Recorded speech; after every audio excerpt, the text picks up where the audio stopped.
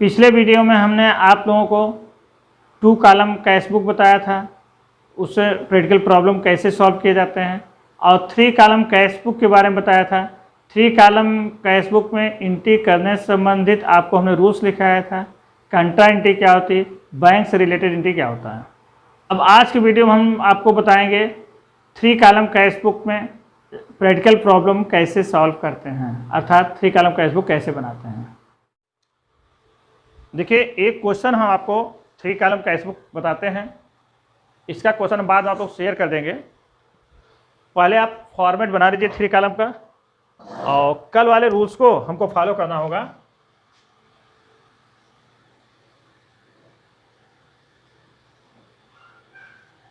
यहाँ अमाउंट के 3 कॉलम हो जाएंगे, ELF, वाउचर्स, डेट।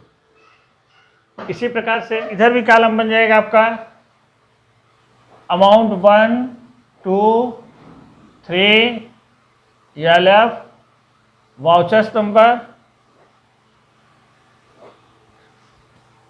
ठीक, अब क्वेश्चन पढ़ते हैं। क्वेश्चन दिया गया है, right following transaction in A 3 column cash book 2013 जनवरी 1। जनवरी 1 का है, बैलेंस दिया गया है 2013 जनवरी 1। यहां बैलेंस दिया गया है opening balance, opening cash and opening bank. Bank में देखिए, यदि बैंक का डेबिट बैलेंस दिया गया है तो डेबिट साइड करेंगे बैलेंस CD, और यदि ओवरड्राफ्ट दिया गया है या क्रेडिट बैलेंस दिया गया है, क्रेडिट साइड हम करेंगे बैलेंस CD। ठीक है, ध्यान देना है आपको। कैश में तो कोई दिक्कत नहीं, कैश हमेशा डेबिट बैलेंस होता है। टू बैलेंस BD करके कैश कॉलम अमाउंट लिख दें जितना कैश बैलेंस होगा। लेकिन आपका जो लेजर बैंक का बैलेंस होगा उसको हमको केयरफुली देखना पड़ेगा, डेबिट बैलेंस दे रहा है, क्रेडिट बैलेंस दे रहा है।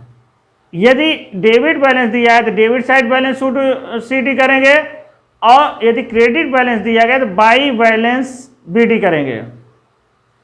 या बैंक ओवरड्राफ्ट दिया गया है, bank overdraft means credit balance of bank, credit side जाएगा।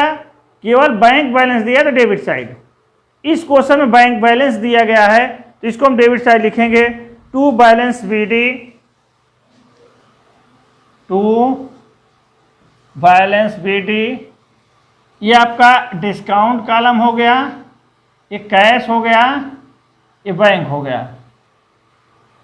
तो 12,500 कैश का है और बैंक का कितना है 10,000। हमने अब बैलेंस ओपन कर लिया।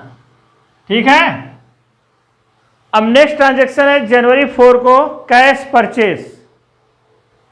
कैश परचेज कर रहे हैं, इसकी जनरल एंट्री क्या होगी, कैश अकाउंट, परचेज अकाउंट या to cash. Cash goes out हुआ, क्रेडिट साइड आएगा। 2013 जनवरी 4 बाई परचेज। 2013 जनवरी 4 बाई परचेज। ठीक है, ये आपका डिस्काउंट कॉलम हो गया, ये कैश हो गया, बैंक हो गया। आवाज जा रही है? बाई परचेज आपका कितना दिया, अमाउंट कितना है 7,500। ये कैश कॉलम में लिखेंगे। नेक्स्ट पॉइंट है विड्रॉल फ्रॉम बैंक। कल हमने आपको कंट्रा एंट्री बताया था। जब विड्रॉल फ्रॉम बैंक दिया गया है, इसकी एंट्री बोथ साइड होगा, डेबिट और क्रेडिट। विड्रॉल फ्रॉम बैंक हमने आपको लिखाया था 2 एंट्री होगी। क्या होगा, डेबिट साइड में होगा जनवरी 7 टू। अब withdrawal from cash entry, cash account या to bank account. Cash debit होगा, डेबिट साइड लिखेंगे, टू बैंक लिखेंगे।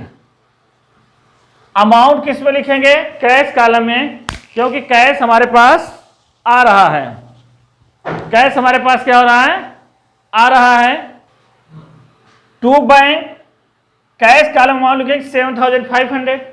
एक कंट्रा एंट्री है तो हम CF कॉलम में C लिख देंगे, C फॉर कंट्रा एंट्री। अब इसका नेक्स्ट साइड एंट्री होगा, यहां पर हो जाएगा जनवरी 7 बाई बैंक क्रेडिट है, क्या लिखा जाएगा, बाई कैश अकाउंट। अमाउंट किस कॉलम लिखा जाएगा, बैंक में। नेक्स्ट क्वेश्चन है आपका, check receive from Trilokinath allowed him discount 250। Check receive from Trilokinath 4750 and discount allowed 250। तो हमने बताया था जब चेक केवल रिसीव दिया गया है तो इसको कैश ट्रीट करते हैं, कैश कॉलम में लिखा जाएगा। यदि क्रॉस चेक होता तो बैंक कॉलम लिखते हैं, क्योंकि केवल कैश रिसीव दिया गया तो कैश कॉलम लिखा जाएगा। और रिसीव हो रहा है डेबिट साइड आएगा टू त्रिलोकीनाथ। त्रिलोकीनाथ डिस्काउंट कितना है 250, डिस्काउंट कॉलम में जाएगा और जितना चेक रिसीव हो रहा है कैश कॉलम जाएगा 4750।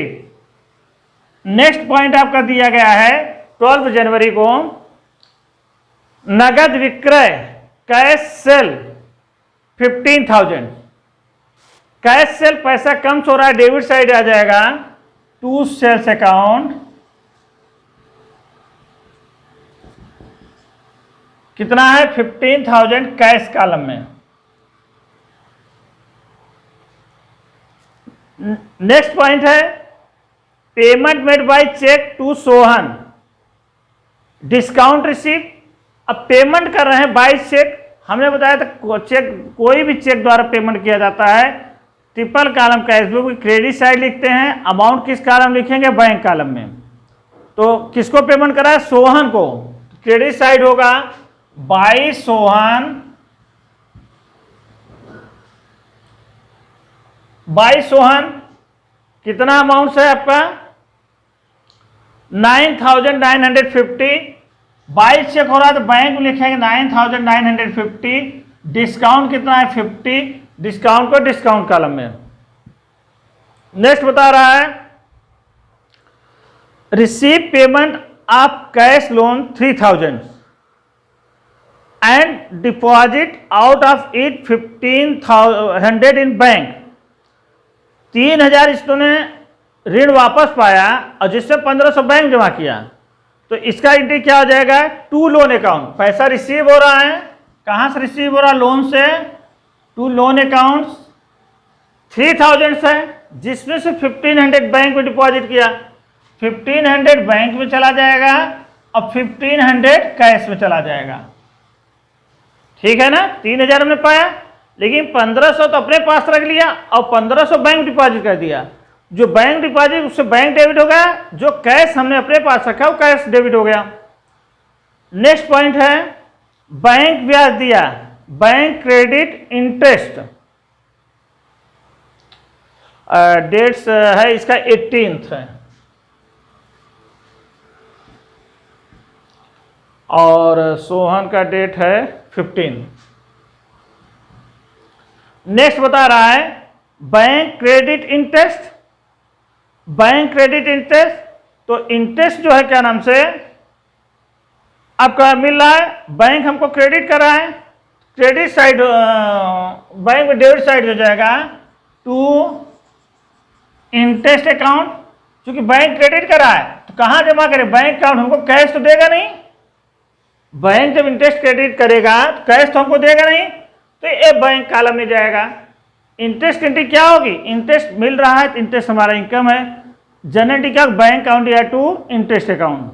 ठीक, टू इंटरेस्ट अकाउंट और 250 बैंक में जाएगा। नेक्स्ट आपका है निजी बेगले बैंक से निकाला, withdrawal from bank for personal expenses. ये विड्रॉल किस अकाउंट में जाएगा, ड्राइंग्स अकाउंट में, और पैसा कहां से गोजा उठ रहा, बैंक से। इसकी जनरल एंट्री क्या होगी, ड्राइंग्स अकाउंट या टू बैंक अकाउंट। तो ये क्रेडिट साइड जाएगा बाई ड्राइंग्स अकाउंट्स। अमाउंट कितना है 1000 बैंक से विड्रॉल कराएं तो बैंक कॉलम में जाएगा। इसी प्रकार से आपका दे रहा है सैलरी पेड। सैलरी कितना पेड है? Salary paid 500। सैलरी पेड में कुछ नहीं बताया, कैश दे रहा बैंक को, इसको हम क्या मानेंगे? पेड आपका कैश मानेंगे। क्या हो जाएगा? Y salary. वाई सैलरी कितना है? 500।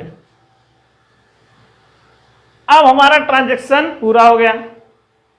ट्रांजैक्शन पूरा होने के बाद हम क्या करेंगे? बैलेंस करेंगे 500। सैलरी पेड, हाँ सैलरी पेड कैश कॉलम में लिखा जाएगा। कितना है? 500। अब हम बैलेंसिंग करेंगे। हमने आपको बताया था डिस्काउंट कॉलम का बैलेंस नहीं किया जाता, केवल डिस्काउंट कॉलम का टोटल कर दिया जाता है। डिस्काउंट कॉलम टोटल कितना है आपका? 250 यहां पर हो जाएगा और 50 रुपीज यहां पर हो जाएगा। हमको बैलेंस किसका करना है? कैश कॉलम और बैंक कॉलम का। अब कैश कॉलम हम टोटल करते हैं। कैश हमारा हमेशा डेबिट साइड मोर होता है अर्थात डेबिट बैलेंस होता है। पहले हम डेबिट का टोटल कर लेते हैं।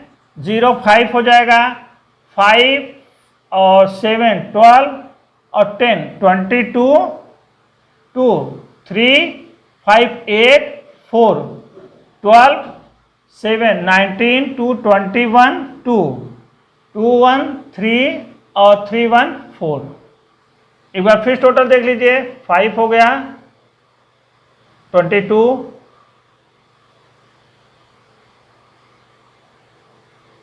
ठीक।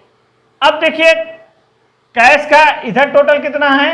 8000 है, तो यहां बाई बैलेंस हो जाएगा। बैलेंस कितने तारीख होगा? 31 को। कितना बैलेंस होगा? 41,250 में से 8000 माइनस करेंगे तो हमारा जो बैलेंस आएगा वो कितना आएगा? 33,250। टोटल इधर कितना हो जाएगा? 41,250। अब इसी प्रकार से हम बैंक कॉलम का बैलेंस करेंगे। बैंक कॉलम देखें किधर अधिक आ रहा है? क्रेडिट साइड अधिक आ रहा है। बैंक कॉलम किधर आ रहा है अधिक? बैंक का डेबिट या क्रेडिट कोई साइड अधिक हो सकता है, क्योंकि जब क्रेडिट अधिक तो बैंक ओवरड्राफ्ट हो जाएगा, जबकि कैश हमेशा डेबिट मोर होता है। तो यहाँ क्रेडिट मोर है, पहले हम क्रेडिट टोटल कर लेंगे। अमाउंट कितना है इसका क्रेडिट का? 5 14 18 18,040 क्रेडिट साइड हो गया। और डेबिट साइड कितना है? इसको टोटल करिए, यह आ जाएगा 11,750। कितना बैलेंस बचा? 6,700। तो यहां पर हो जाएगा 31 to balance CD bank column में जाएगा 6,700। अमाउंट कितना जाए? 18,450। ये हमारा कंप्लीट हुआ। इसका मतलब क्या हुआ? कैश का हमारा बैलेंस कितना आया? कैश का हमारा बैलेंस आ रहा है 33,250। बैंक का हमारा बैलेंस ओवरड्राफ्ट है, बैंक क्रेडिट बैलेंस है, यानी बैंक में जितना पैसा हमने डिपॉजिट किया था उससे अधिक विड्रॉल कर लिए। कितना ओवरड्राफ्ट आ रहा है? 6,700। ठीक है, समझ में आ गया? तो ये 3 कॉलम कैश बुक था।